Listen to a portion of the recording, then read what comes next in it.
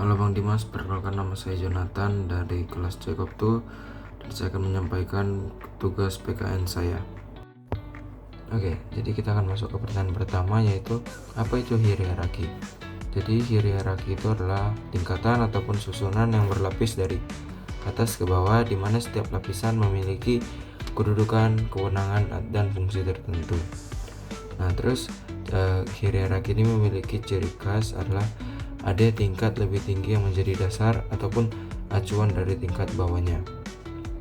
Nah, jadi sesuatu yang disebut hierarki kalau ada aturan atau susunan yang menunjukkan mana yang lebih tinggi dan mana yang lebih rendah, tetapi saling berhubungan. Oke, kita lanjut ke pertanyaan 2, bahwa kenapa bisa disebut sebagai hierarki? Karena adanya urutan kedudukan hukum yang nilainya tidak bisa dibalik seenaknya. Lalu aturan yang di bawah tidak boleh bertentangan dengan aturan yang di atasnya. Hierarki juga menunjukkan sumber keabasan, artinya hukum yang lebih rendah sah mendapat dasar dari yang lebih tinggi.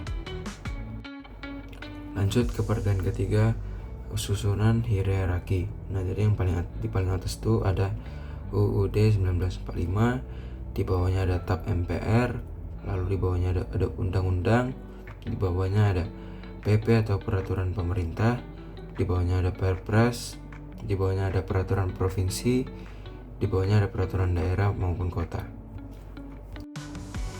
Jadi pertanyaan keempat itu hubungan hierarki dengan Pancasila. Nah, sebelumnya itu Pancasila ini berperan sebagai sumber dari segala sumber hukum negara. Artinya setiap tingkatan hukum dalam hierarki harus sesuai dengan Pancasila. Hubungannya bisa dilihat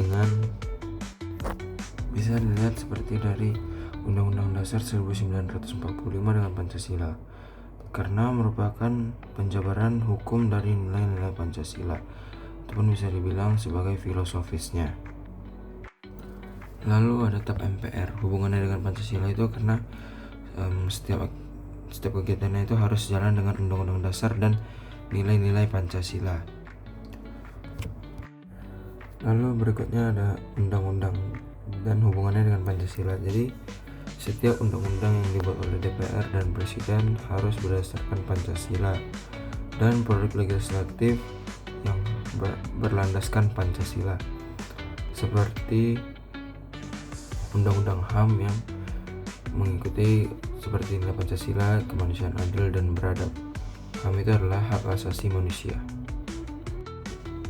Oke, lanjut ada hubungan Pancasila dengan PP perundang-perundangan. Jadi di mana Pancasila sebagai sumber dari segala sumber hukum harus menjadi landasan filosofis dan cita-cita dasar bagi pembentukan dan isi semua peraturan, supaya tidak bertentangan dengan nilai-nilai luhur bangsa dan konstitusi.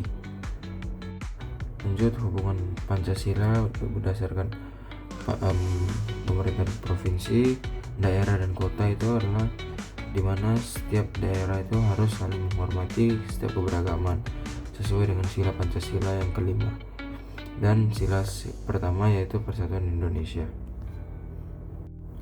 Dan kesimpulannya itu adalah bahwa Pancasila itu adalah dasar dan jiwa dari semua peraturan hukum. Dan hierarki ini ataupun yang tadi sudah saya sebutkan, yang dari UUD 1945 sampai ke provinsi daerah, itu harus tunduk dan sesuai semua aturannya dengan nilai-nilai Pancasila. Baik, sekian dari semua tugas PKN saya. Terima kasih sudah mendengarkan. Sekian dan terima kasih.